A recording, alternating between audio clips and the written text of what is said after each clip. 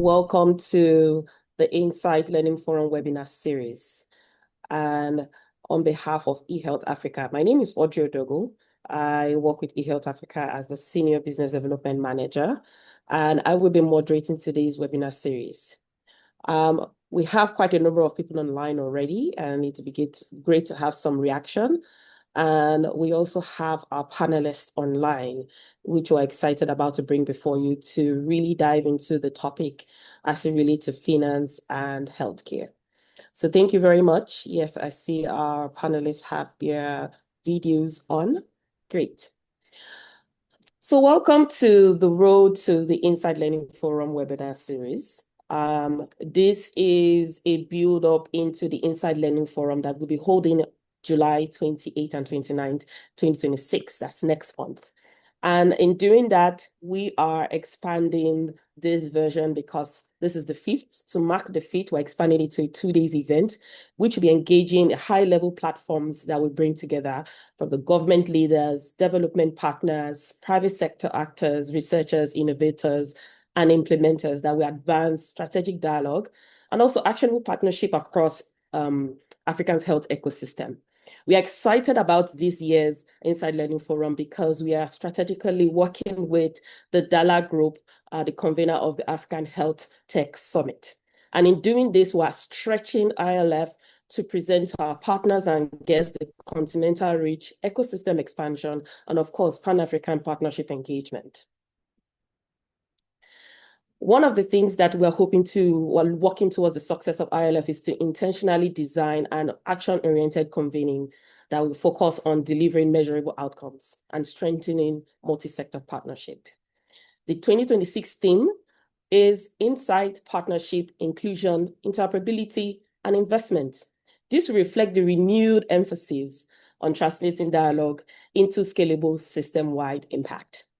With this webinar, we are also designing it to convene influential stakeholders, just like we have on our panel and our keynote speaker, and all of you who are participating here ahead of the forum to shape critical conversation that will continue live on the 28th and 29th and identifying emerging priorities, strengthening partnership, and of course, to build momentum towards actionable commitment at the forum in July. And I'll move on now to introduce our speakers, or I will just mention them just to say hi and hello, after which I will bring upon our keynote speaker to give us a very motivating keynote that we can start off with this webinar. So here we have Dr. Morris, who is the CEO of African Business Coalition for Health, ABC Health. Dr. Morris.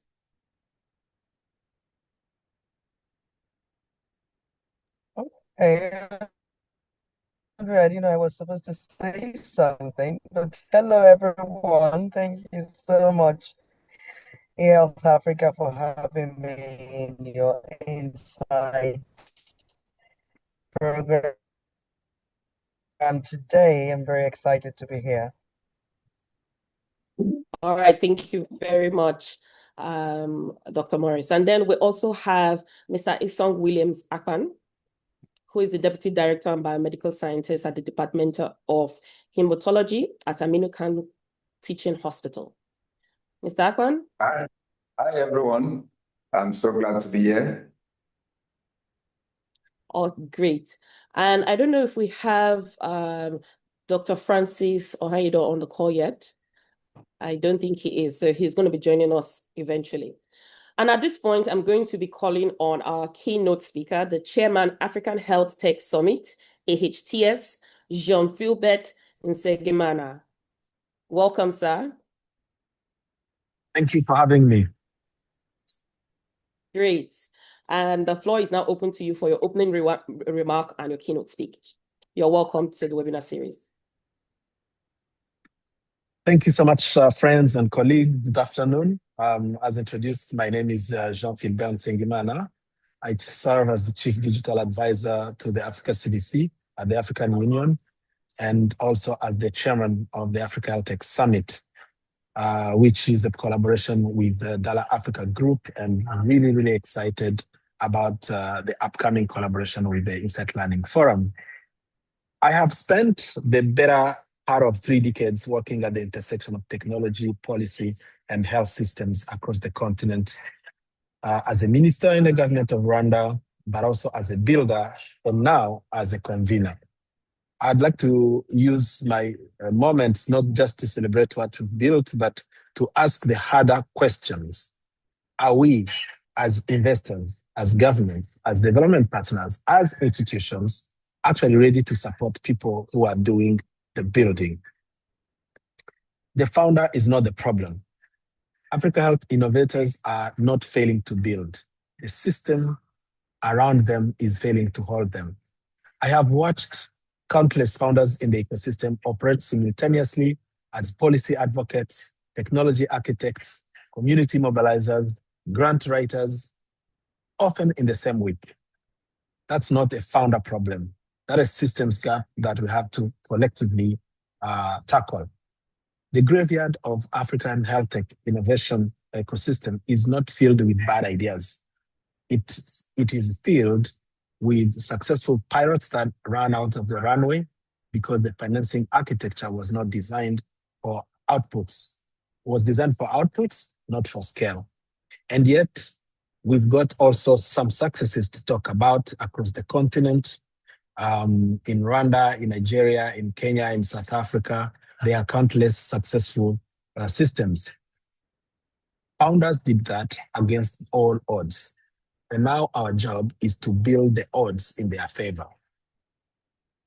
So what do we owe the founders? And I chose specifically today really to focus on the founders because sometimes we focus on the other players, especially the government. But I think it's important to focus on the founders at some point, understand the kind of support they need. First, we need to finance the platform, not just the pilot.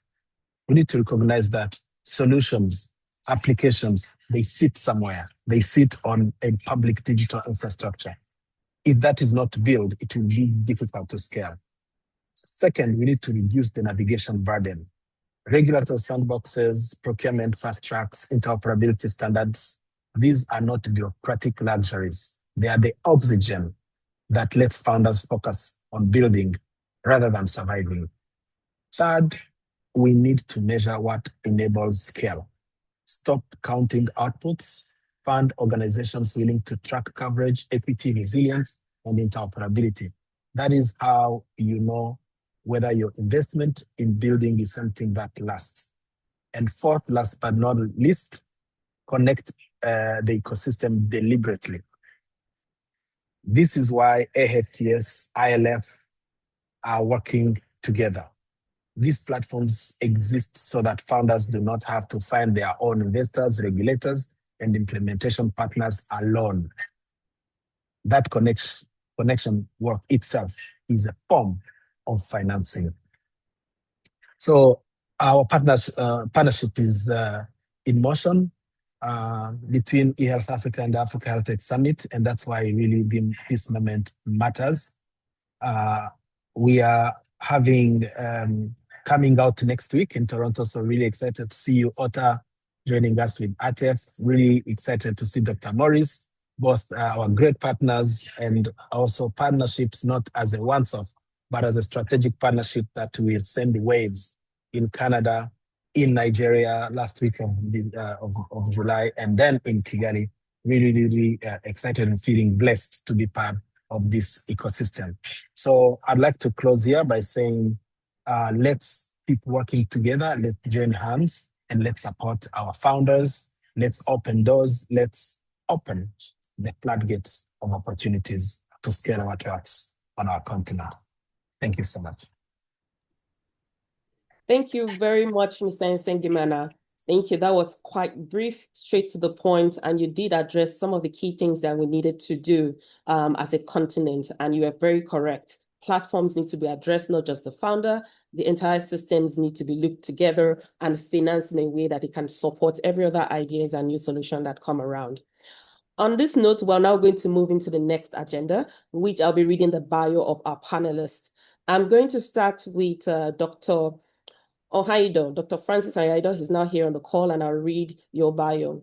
Dr. Francis is a founding director general of the West African Institute of Public Health and the president emeritus of the Academy of Public Health, a certified medical doctor with nearly 3 decades of experience. He has worked across development, non-profit, and government sectors and driving impactful health initiatives across Africa. He has held strategic role with organizations such as USAID, WHO, UNICEF, FCDO, and the Sabin Vaccine Institute. He played a key role in Nigeria's National Health Act of 2014 and has advised both chambers and the Nigerian National Assembly of the Health on health matters. He currently serves as a consultant country director for Vitamin Angels in Nigeria and chair Africa Future of Health Commission. He's a fellow of the UK Faculty of Public Health, the Royal Society of Public Health, the Royal Society of Tropical Medicine and Hygiene. He also holds an MBA in Finance and Investment. He founded the International Public Health Forum, IPHF, and holds a traditional title, Aturama II of Ufuma.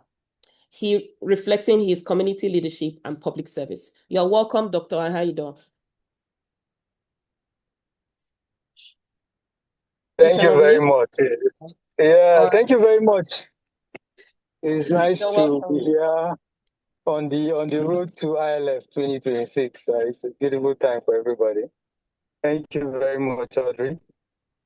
And it was great seeing my good brother John Philbert giving us a keynote on this topic. It's very good. Yes. I think he set the tone very well. Yeah, you're welcome. Great. And then our second speaker will be Dr. Maurice Atoki. Dr. Maurice Atoki is the Chief Executive Officer of the African Business Coalition for Health, ABC Health, a non-profit social enterprise coalition of African business leaders, working with other critical stakeholders to support the government of Africa countries to improve the continent's health sector. She serves as the facilitator of the Health Policy Commission at the Nigerian Economic Summit Group, NESG, and she is an alumnus of the Harvard Business School, London Business School, and Yale University. Maurice currently sits on the board of a number of organizations, an avid reader and leadership coach. Maurice is passionate about youth empowerment, sustainable development, and service delivery. A round of applause for Dr. Atoki. And we can make use of our emojis and chats. Thank you so much, Audrey. Thank you all for having me. And greetings to with both of you. They are both my mentors, if you almost know. So I'm really delighted to be in the midst of the best. Thank you. All right. And the last but not the least is Mr. Isong Williams Akpan. He is the Deputy Director and Medical Laboratory Scientist in the Hematology and Blood Transfusion Services at Aminu Kano Teaching Hospital. He is also a technical head and laboratory manager. He holds a Bachelor of Medical Laboratory Science degree and an Associate of the Medical Laboratory Science Council of Nigeria. He currently serves as a Deputy Director with specialization in hematology and blood transfusion services, and as technical head and laboratory manager. Throughout his career, Mr. Akpan has played a pivotal role in strengthening and advancing laboratory quality management systems, contributing significantly to the improvement of laboratory services and standards across the healthcare. He serves as a national validator for the Medical Laboratory Science of Nigeria, Public Health In Vitro Diagnosis Control Laboratory. In his role, he supports regulatory efforts aimed at ensuring that the production, importation, distribution, and storage of diagnosis laboratory reagents and chemicals comply with international standards for in vitro diagnosis. A round of applause to all our speakers and welcome on board. And then we can now begin our panel discussion. I have quite interesting question here, and we're going to kick off with the question that is going across to all the panels. And the first question is, we are all Africans and we work here and we're committed to ensuring that we improve the African healthcare landscape and the universal healthcare services. The continent will continue to produce health innovation, yet many struggle, to scale sustainably. For perspective, what do you believe is the biggest financing gap currently limiting, inclusion in health impact across the continent. I know Mr. Nsegima has spoken a bit to this, but it'd be great to hear from your perspective and your experience what this financing gap or the biggest financing gap is right now across the continent. Over to you, Mr. Herdidor. You can kick this off, and then Mr. Williams, and then Dr. Morris. Yeah, thank you very much. It's a very interesting topic, and let me start by saying that we're in a very, very interesting period on the continent in terms of how we look at health.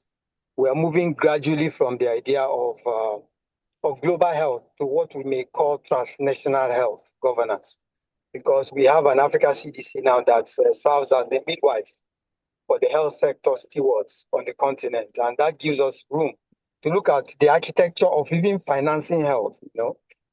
So that said, I think one of the biggest gaps in healthcare financing, especially when it comes to technology, is the fact that one, we have not looked at it from the fact that, or we have not pitched it to the right stakeholders that we own data.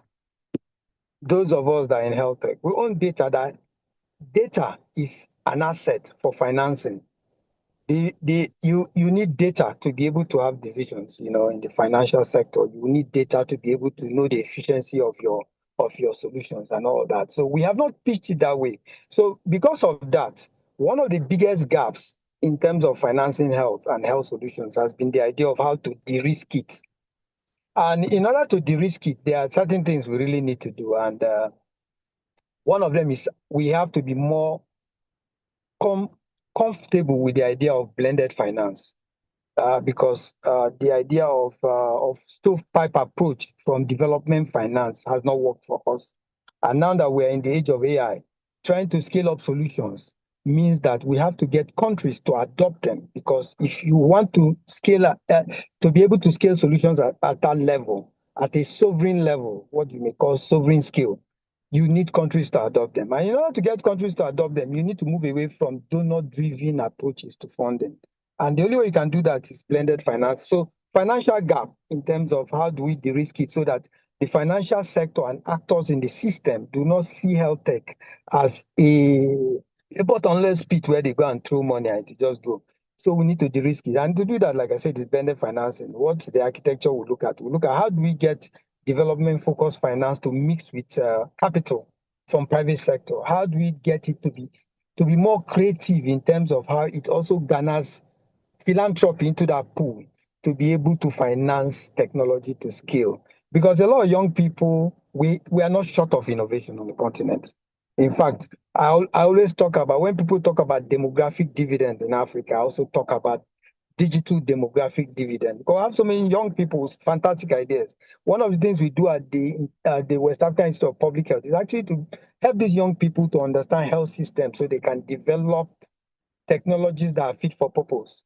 So getting the right finance for them, the right financing architecture demands that we look across board beyond just donor-funded systems to a blended system that brings the architecture that pulls in philanthropy, pulls in private sector capital and all that, and the usual government finance and all that. I think that's a major thing. And if we get that right, you'll find out a lot of these solutions will go from just from a closed box solution to an open solution that goes at scale.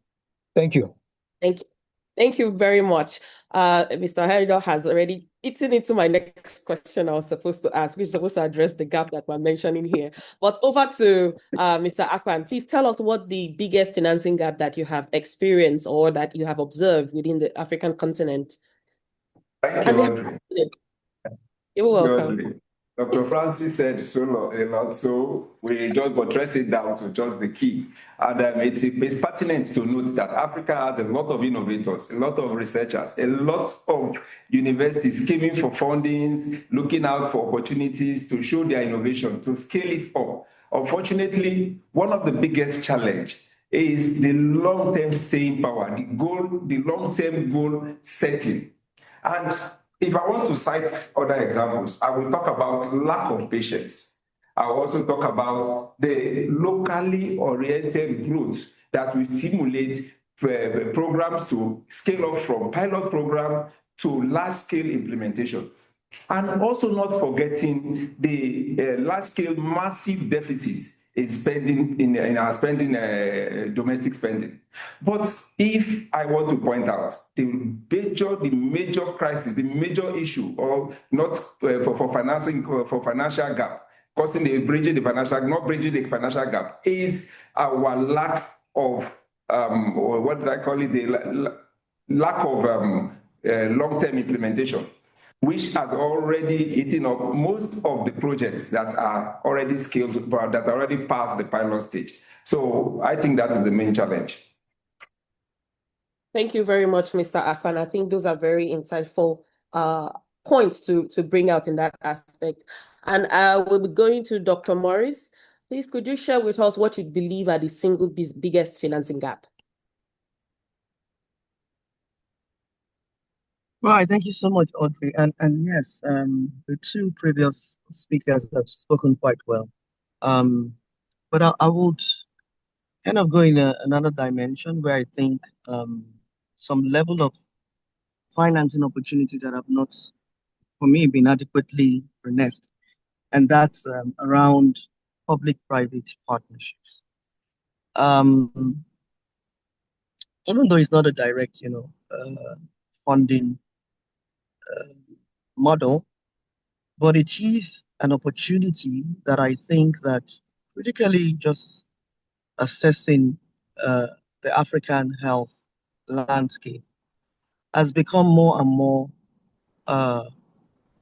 must be more and more prioritized, in the sense that it does seem that to be able to do anything meaningful, garner the level of demand to uptake on your products or your innovation or your services, you must largely consider working with government.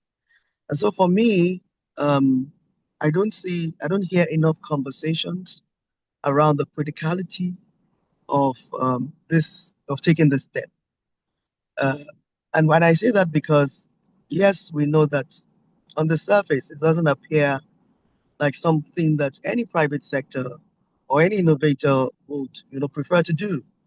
But it does, seem like healthcare by itself, by nature, and not only in Africa, across the world, being the primary responsibility of government, gives them those powers to be able to hold a lot of opportunities that private sector can harness. It's in their hand, but they are not exploring it adequately. And so when government says there's no funding, we can't do this, we can't do that, there's capacity, inherent in private sector, and there's demand in the hands of government. It will take meaningful and strategic partnerships to be able to, address both parties' needs. And so for me, that's a funding gap that has not been fully harnessed in any part of Africa. And I know that some countries are doing better than others. I know, for instance, Rwanda is doing, and maybe JP is here to tell us a bit more about some of their success stories. But in a country like Nigeria, we know that one of the challenges is things around governance, a lot of issues in transparency, each party, just really suspecting one another. And our typical, and the same way we react, when there's international donation to take up, that's reaction of not valuing what the international community wants to take away from us and just leaving it, barely. It's like, if you know any story, if you know the story of Jacob and Esau in the Bible, it's like exchanging your birthright for a plate of porridge. There's no correlation at all, but it did happen historically. And so it's to challenge ourselves as countries on the continent to be fully aware, and maybe in this case, as governments across Africa, to be fully aware when going into a public-private partnership of what it is that we are given and what it is that we're taking. And in the hands of the private sector, of the innovator, is for you to have very, very tight contractual terms that you fully understand, and that in a few years or a few months down the line on your partnership, you're not taken by surprise. You have legal backing enough to help you to fully harness what you have signed in partnership with government. So for me, Audrey, it will be largely the horn and nest public-private partnership opportunities that lies all around the continent that we've not fully explored. Over.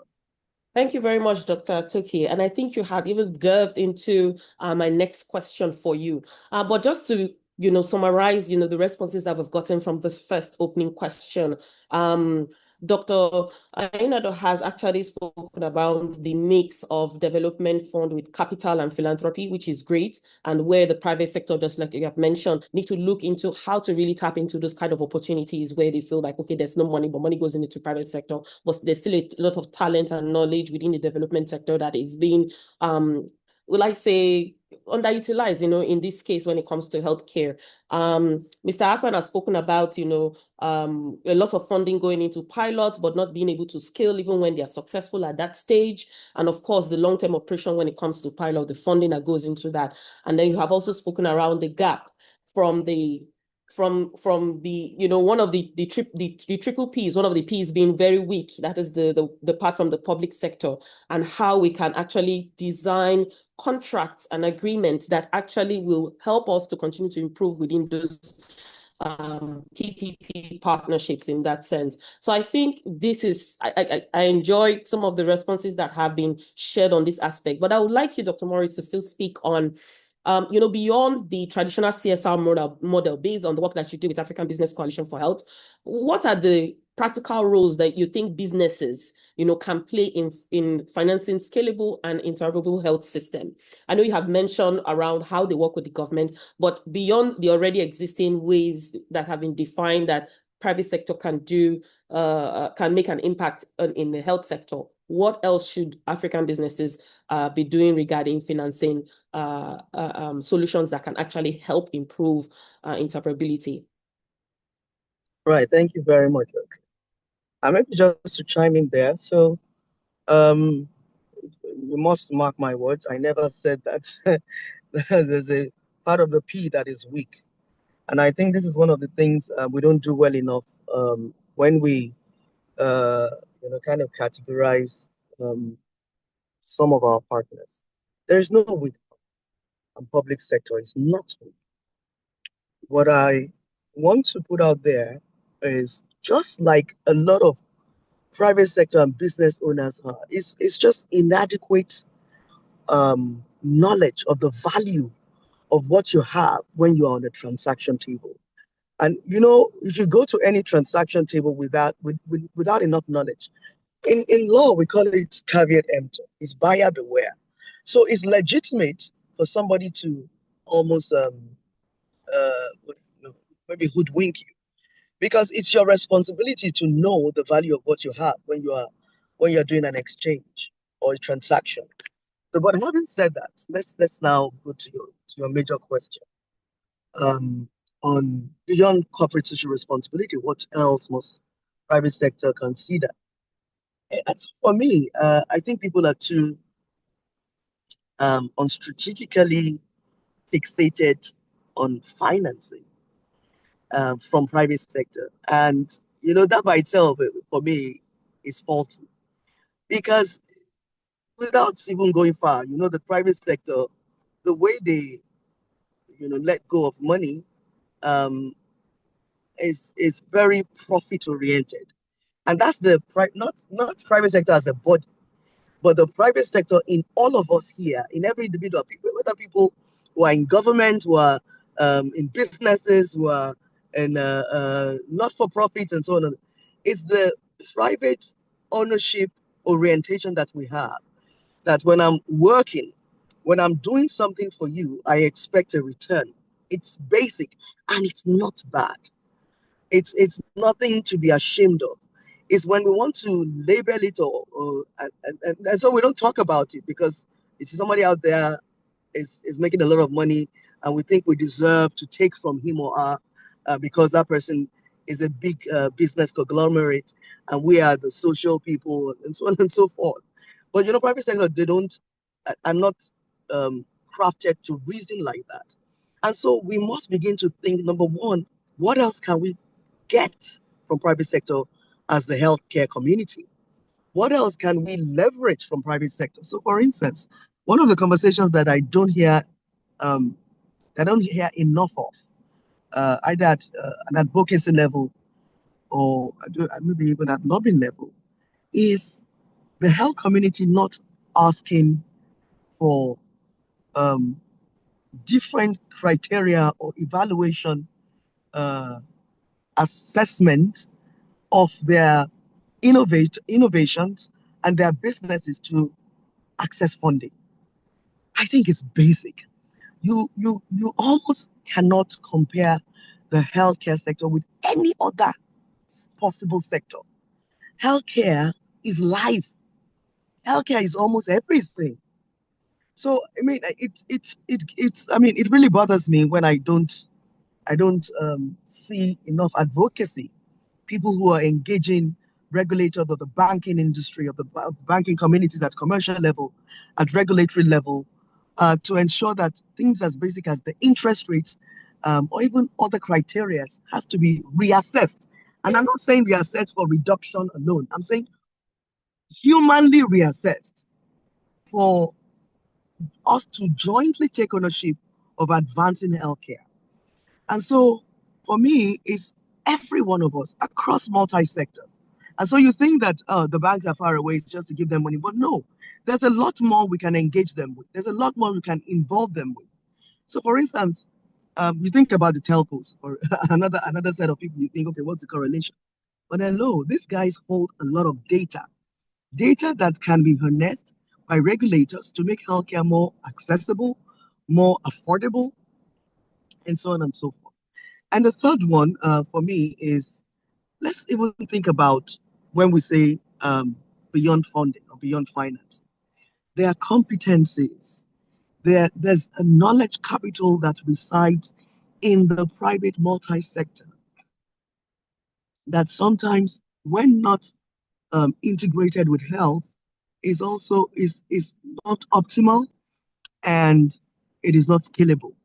And so for me, the message I would like to leave is for us to think beyond financing. First of all, know that it's really hard to get money from private sector because it's going to ask a lot of questions. It's going to, want to. So except it's a donation, and donations can be driven from different levels of thoughts or different levels of, personalities. But when it comes to funding, then it's ROI. And so it has to be beyond funding to get more from private sector. So when we're talking beyond funding, we're talking competencies.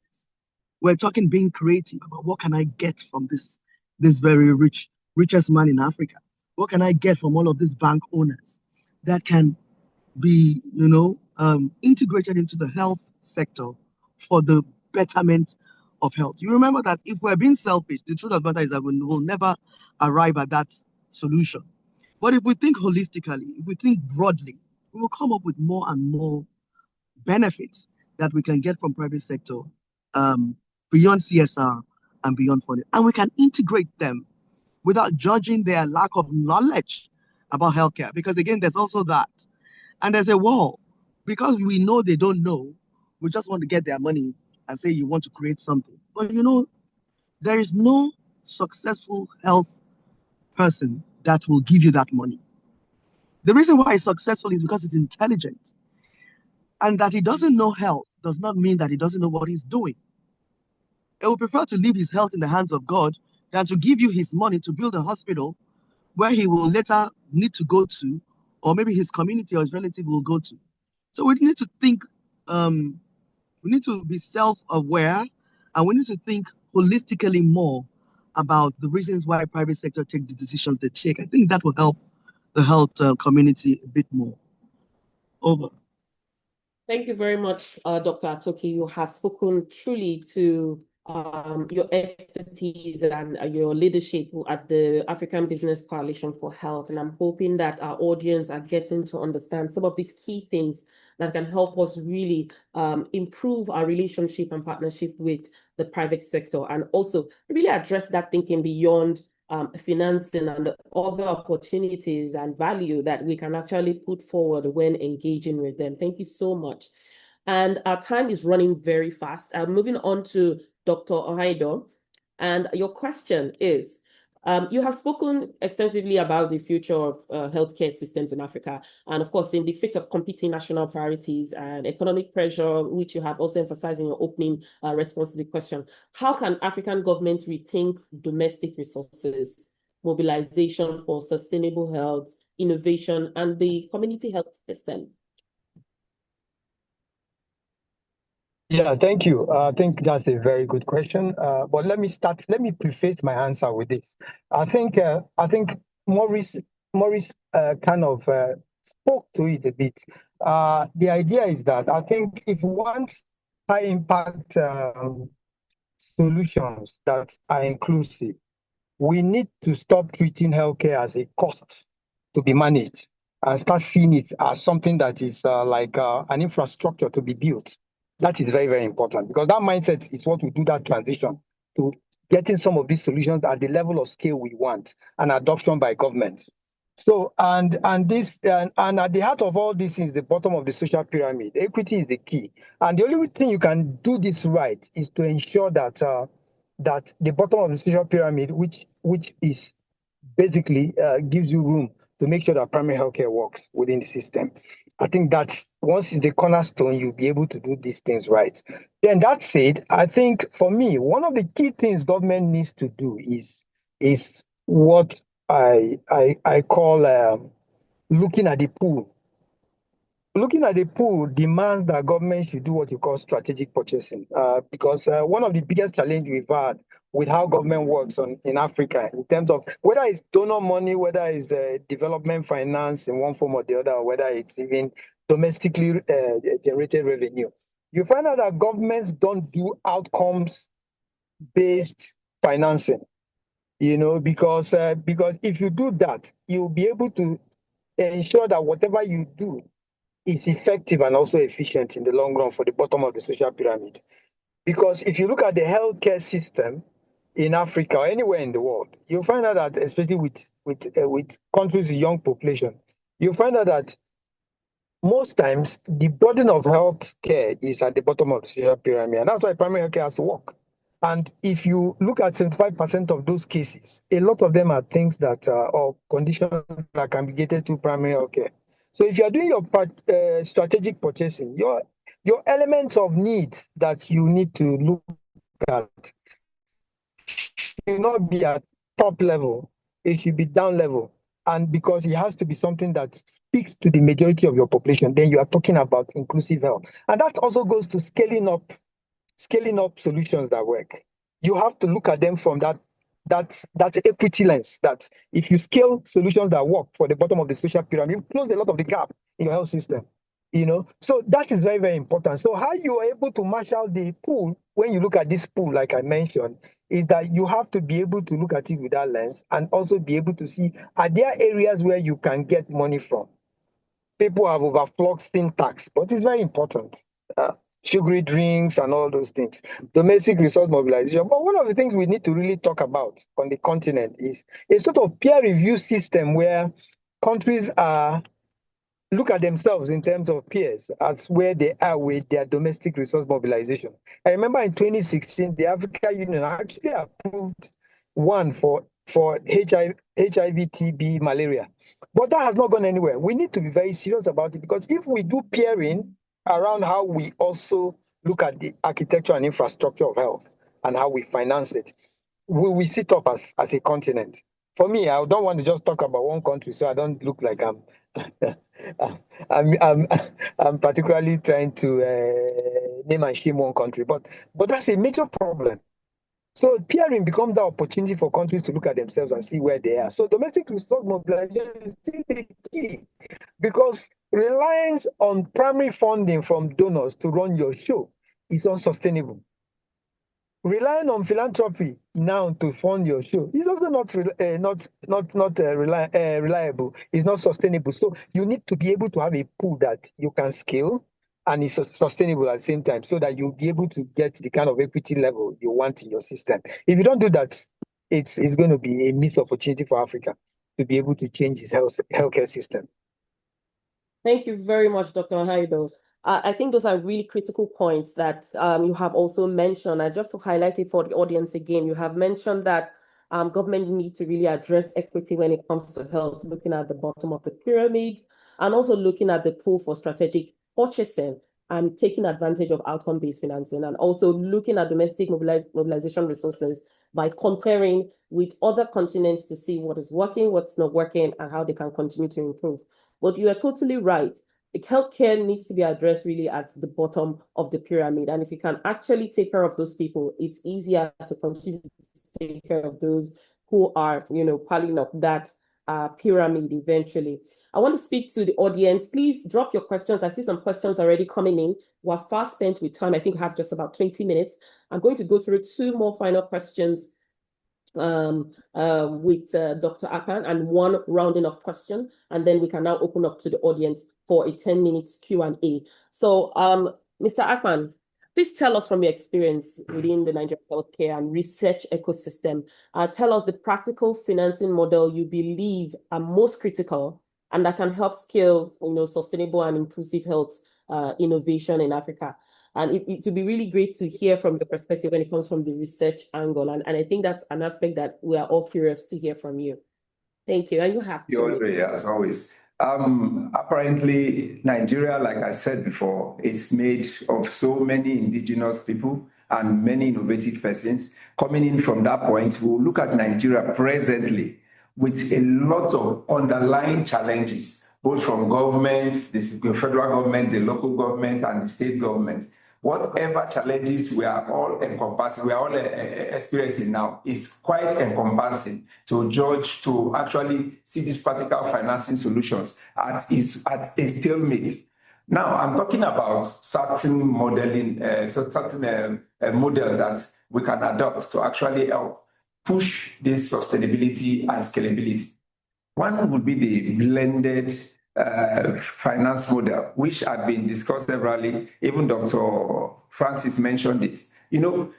Partners, innovators, government, private partners, private investors, researchers, even the digital health solution experts, they synergize, they come together, look at how to make projects feasible and workable. With their efforts, they can actually work in one piece and actually get the solution right. If you leave it alone to government, sometimes it will fail, or most times it fails. If you leave it alone for funders, it will definitely fail. Because at the end of the day, you are interested, most organizations are interested in the fund, but they don't want to carry out extensive long-term, like I mentioned before, long-term effort to sustain these goals. And for that reason, it ends at the pilot stage.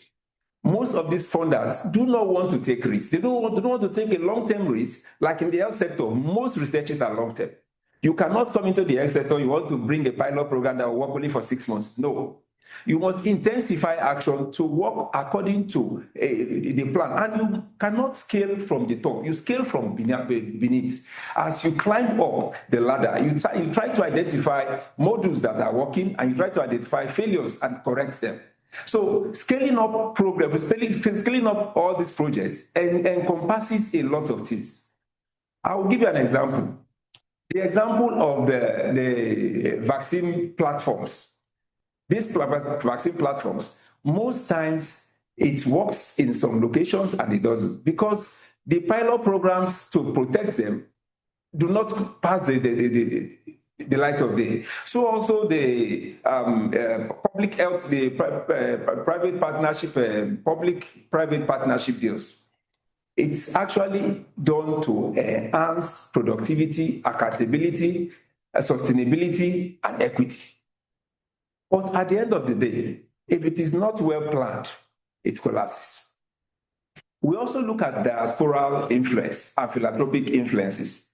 If I'm putting my money somewhere and I cannot get any effort, I cannot get paid back for what I'm getting, or if I'm an investor and I cannot get my money back from what I'm investing in, I would definitely know what to scale. I would definitely know what to be involved. So for that reason, it doesn't encourage private investors or foreign investors to come in. So we have to look at sustainable measures or models that can actually work for us and also push local manufacturing afloat also.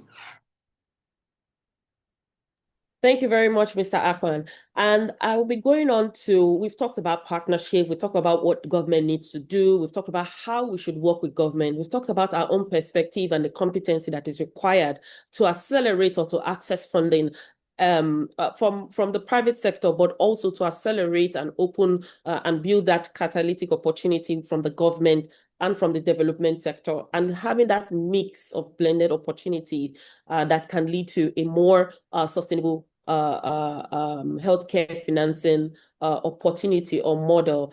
I want us to speak more into policy, and this will be our final, or if we still have time, if we manage the time to this response, I can add one more question before we go to Q&A. And the question I would like to ask around this is, what government policies are necessary to encourage scalable digital solutions that can actually support access to finance opportunity, or even the platforms, as highlighted by Dr. Ngidman? And what kind of policies should we be encouraging and advocating for at this time? I would like Dr. Atoki to take this on, and then Dr. Ahaido, and then Mr. Akpan. Thank you very much, Audrey. And I really must apologize. My video has been back and I'm actually in the car. Yes, policy is an interesting topic to talk about.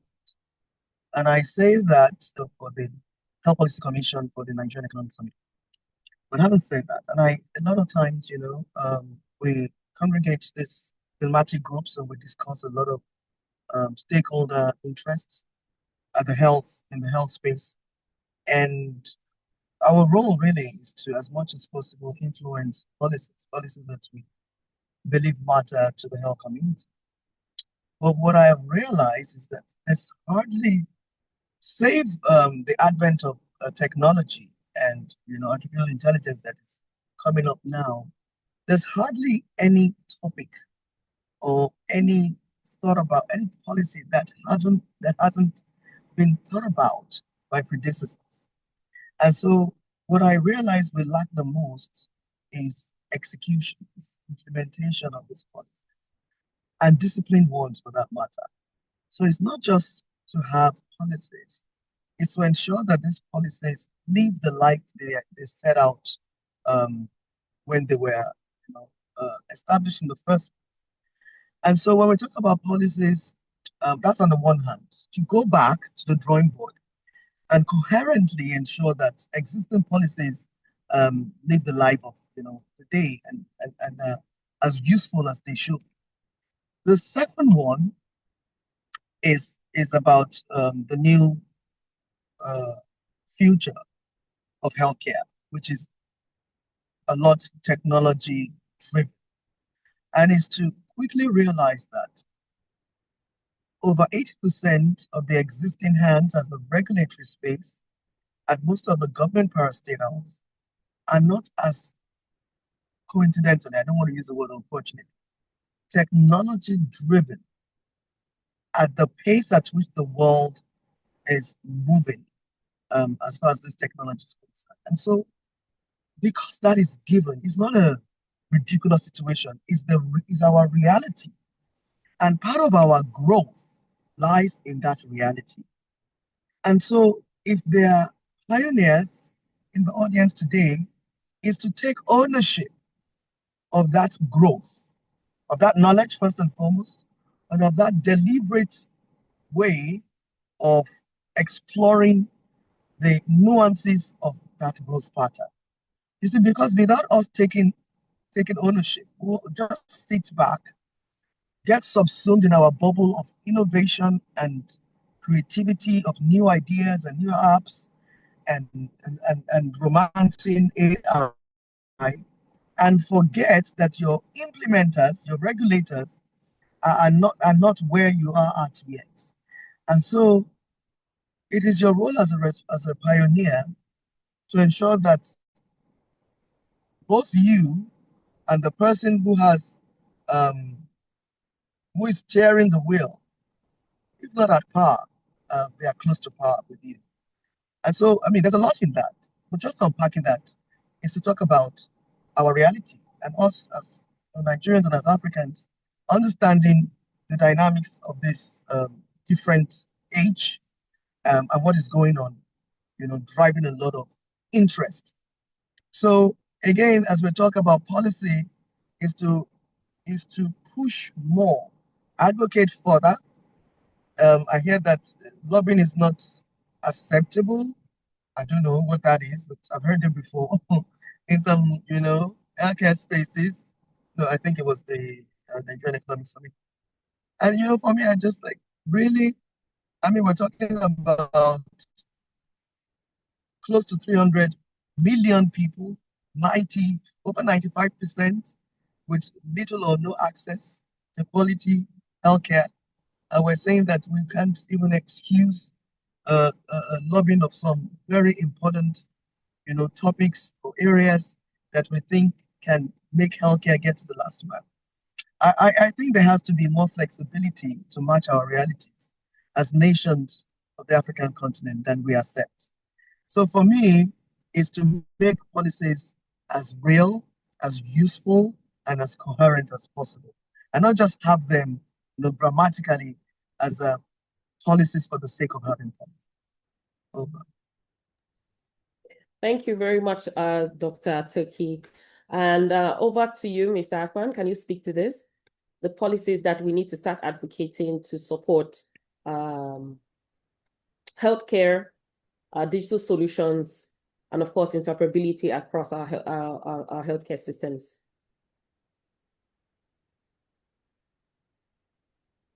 Could you please unmute Mr. Akpan's mic? Sorry. Most plans should revolve around the quadruple helix framework. What is the quadruple helix framework? It is a collaboration of all the stakeholders, both private, both the innovators, both the government, and decision makers, and maybe the investors. How do they do this? They collaborate, form a synergy, make it a mandatory, intentional act to come together and understand where the gaps are. And in citing that gaps, if I fall short in my own aspect, you are there to boost me.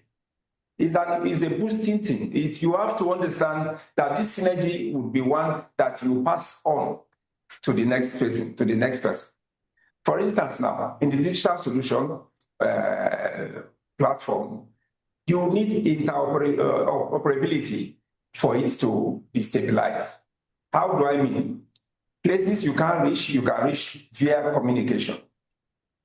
Places you can't transfer drugs to, you can transfer via drones. Things you can do, even the military utilizes this. The military can actually bring softwares that they only can communicate with each other. But how does it play with the government, private sector, and other sectors? So synergizing both the private sector, government, and the other investors can also push forward the financial gap we are talking about.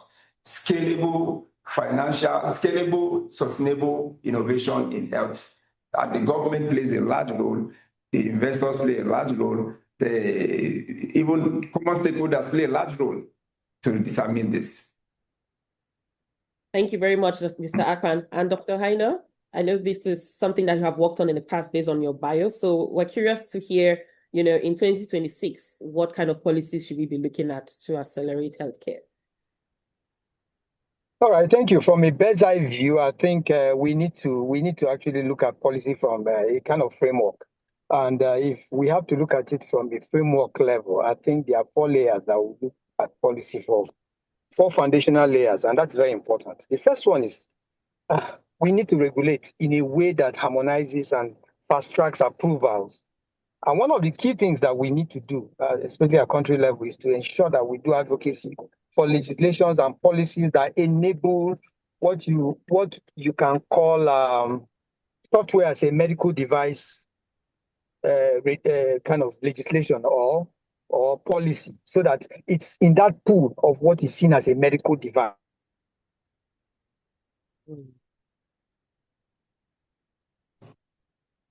We lost you for a second, Mr. Francis. Okay. Pending when he comes back, I think we can now officially go into the Q&A. And I'm going to go with the quite very lengthy questions. Okay, so I think the first one here is, how can one raise funds for preventive cardiovascular disease infrastructure for the Nigerian market? This infrastructure is already a success around Europe. Does any speaker want to speak to this? Cardiovascular disease infrastructure, preventive cardiovascular disease infrastructure. Do we have anything in existence, and how does one raise funds for this? Dr. Atoki? I'll just talk generally to cardiovascular diseases and maybe other NCDs. There's been a lot more advocacy on them than there's ever been in Africa. So you talk about diabetes, cardiovascular diseases, and so on and so forth. So, for instance, in ABC Health, we had to partner with the UNECE to discover the 10 leading disease burdens on the continent. And they carried out the research, the United Nations Economic Commission for Africa. And they came up with 10 of those disease burdens. And about the first 3, if I remember, were actually cardiovascular related. So the hypertension, and so on and so forth. And then before we started talking about even the maternal, neonatal, and child healthcare. And for me, it's pretty much, like every other prevailing and important area of health that needs to be given attention. To say that this funder prefers to fund cardiovascular diseases over cancer or over diabetes, I don't have any knowledge of that. It's for you to, if you're looking for funding, you're talking about a very tight business case. If you're looking for grants, it's to look as hard as possible. And if you're looking for private sector support, is to make as much inquiries as you must to determine where to get the level of support that you want. But for funding, I will talk to your diligence about your business case. And so it is like every other disease burden that we know is priority on this part of the continent, especially maybe given our high intake of sodium. And so it's to go after the regular funders and negotiate the right terms to be able to get the funding that you require. Yeah, over. Thank you very much. And our next question, it says, health. What are the names of some health regulatory frameworks used across African countries or by the African regional bodies? Dr. Haido, do you want to speak to this?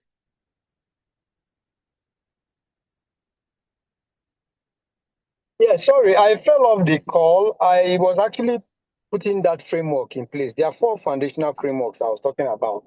I talked about the regulatory harmonization and fast track approval framework, and then any framework that enhances data governance, security, and also the general interoperability of the system. Then the other one is actually one that looks at one of the core components of our discussion, which is around inclusion.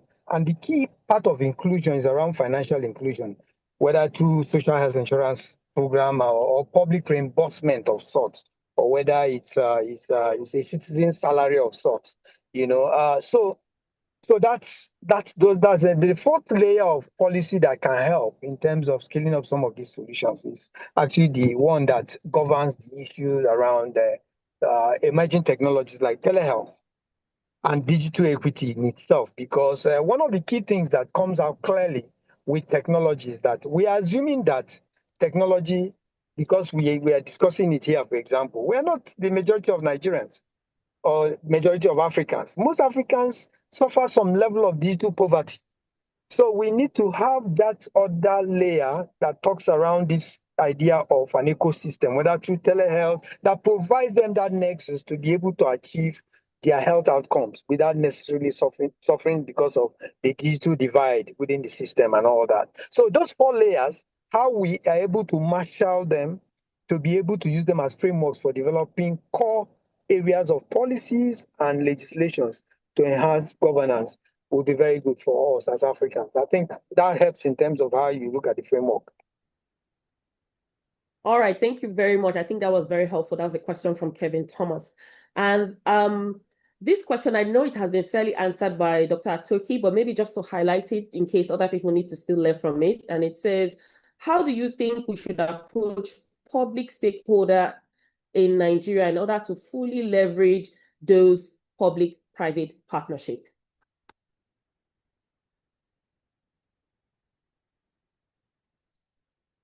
Dr. Atoki, are you still with us?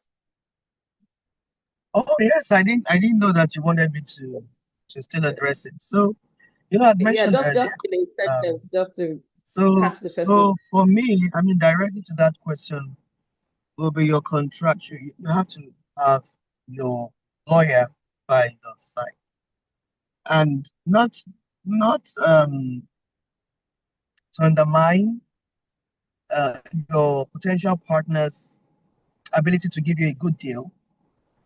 It's just that nature itself has it that, you see, you are as good as what you cause to happen on the transaction table. So your knowledge will matter, your ability to have, and even not just any lawyer, a sound lawyer on your side who understands the rudiments of these kinds of partnerships to help you through the terms also matter. We don't see that. I mean, so most of the time we see the private sector complaining that, down the line they kind of cheated us or they hoodwinked us, or 2 years down the line going back and forth, they now said the thing, or they they took the business off us. It's always oftentimes because you've not gone in with the right approach or with the most, don't let me undermine effort, with the most robust approach. We need to think through, think through, and understand in both ways. So the public sector needs to understand the value the private sector is bringing. And I've heard something recently. Public sector will just go into partnerships with private sector without asking for anything. So private sector brings all the funding, and all the public sector is bringing is the demand, and the infrastructure. And once the private sector is paying something, they can't even quantify it; they just take it. And I'm like, you see, it sounds really, really, what happy for the private sector at this point. But you see, it's not sustainable because somewhere along the line, the public sector will be informed about another person who has a similar deal who is getting more. And so because the terms are not based on anything, the public sector is not diligent enough to understand the value of what is given the private sector, then its negotiation is suboptimal. And that's not good. That's a risk by itself. And so for me, this same person asking this question as a private sector needs to also understand that the public sector has the right to value what he or she is bringing to the table when going into a PPP with you. And your knowledge of that is what empowers you more to bring your A game to the transaction table and be as transparent as possible. I think that by itself will, make you more responsive, more accountable, and more experienced when you are going into transactions with the public sector PPP. Over. Thank you so much, Dr. Atoke, and to all of our speakers. There's never enough time to tackle a topic on healthcare and then healthcare and finance at the same time. Our director is on standby to close out the session, but I wanted to appreciate all our guests and our speakers and our keynote speaker as well. Before we give the closing out, I would like to invite everyone to the Inside Learning Forum happening 28th and 29th of July next month. It's happening, is a hybrid event, and also the physical version happening in Abuja. You can find information on our screen. It's going to be put up at some point, or on our website or our social media handles as well. We're inviting you to partner and to attend at the same time. At this point, and this conversation is going to continue as well during the forum. We're going to be more expansive and a larger panel, and we have more time to dip into this topic. And hopefully, all of you that have more questions that we couldn't take on today, you can possibly have your answers or your questions answered at the Inside Learning Forum in July. And at this point, I'll be bringing over or inviting Ota Akibe, our Director of Partnership and Programs at eHealth Africa. Over to you, Ota. Thank you very much, Audrey, and thank you to our distinguished speakers for such a rich, thoughtful, and practical conversation. So one thing that really stayed with me very clearly from today's discussion, we all know Africa is not short of ideas, it's not short of innovators, it's not short of builders, it's not short of promising solutions. What we need now are the systems, the financing structures, the partnerships, and the implementation pathways that can help what is already working move further, scale sustainably, and reach more people. Because like we've said all through this conversation, innovation alone is not enough. So across the continent, we are already seeing that we have strong local capacity. There are emerging technologies. We have committed institutions, and we have solutions that are delivering significant impact in communities. But too often, these solutions remain very fragmented, they remain underfunded, or they are stuck at pilot stage because the financing, the partnerships, the policy alignment, the trust, and the long-term implementation support needed to sustain them are not always fully connected. And I think today's conversation challenged all of us to think beyond isolated projects. We heard important reflections around blended finance, sovereign adoption, implementation continuity, stronger public-private collaboration. We heard about interoperability and the need to move from donor engagement, donor-dependent models toward systems that countries can truly own and sustain. We're also reminded that financing is not only about who wants a check, it is also about how we structure data, trust, capability, incentives, and partnerships so that every actor sees clear value in strengthening health systems. And importantly, health cannot only be treated as a cost to be managed. I like that. It is infrastructure to be built, financed, governed, and sustained. So what also came through very strongly today is that progress will not come from innovation alone, or policy alone, or financing alone. It will come from how well we connect these pieces together through disciplined implementation, stronger coordination, interoperable systems, and partnerships that can sustain long-term delivery. So the real question, after all said and done from the webinar today, is it's no longer only what is the innovation, it is also who is willing to finance what works, who is willing to partner beyond short-term cycles, who is willing to bring not just funding, but capability, infrastructure, data, influence, and implementation support, who is willing to help solutions move from pilots into government-embedded systems that can operate at real scale. And that is a conversation that we are carrying into ILF 2026 next month. Today's webinar is part of our Road to ILF series, helping us to build momentum toward the Insights Learning Forum, which Audrey had mentioned earlier, taking place in Abuja on July 28th to 29th, under the theme Insights, Partnerships, Inclusion, Interoperability, Investments. At ILF, we want to move this conversation closer to implementation and measurable action. We want governments, funders, innovators, private sector actors, development partners, and implementers leaving the room not just with ideas, but with clearer partnerships, with stronger financing pathways, with more aligned systems conversations, and practical commitments that can strengthen health delivery across Africa. Because ultimately, the goal is not more dialogue for the sake of dialogue. The goal is stronger systems, it is better reach, it is more resilient delivery infrastructure, and it is solutions that can sustainably improve outcomes for communities at scale. So my call to action is simple. As we live today, let each of us think about one practical commitment we can make, one partnership we can advance, one financing pathway we can help unlock, one solution we can help scale, one barrier we can help remove. And that is how conversations become movements.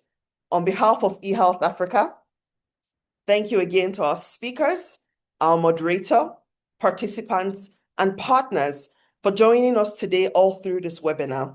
We look forward to continuing this conversation with many of you in Abuja in July next month. Thank you and have a wonderful day. Thank you. Thank you, everyone. So the link for registration has been dropped in the chat. Feel free to register ahead. And also, if you're interested in working closely with us in shaping those conversations on this two-day event in July, we're happy to have this conversation eventually. Have a wonderful day, morning, afternoon, evening, wherever you are joining us from. Thank you, Ota.